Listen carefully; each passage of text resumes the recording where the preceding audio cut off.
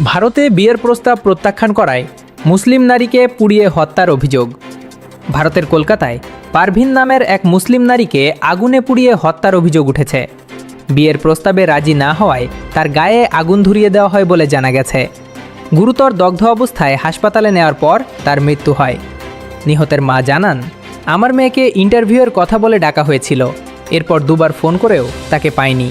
তৃতীয়বার ফোন করলে এক পুলিশ কর্মকর্তা জানান, বাবুঘাটের কাছে আমার মেয়েকে আগুনে পুড়িয়ে দেওয়া হয়েছে।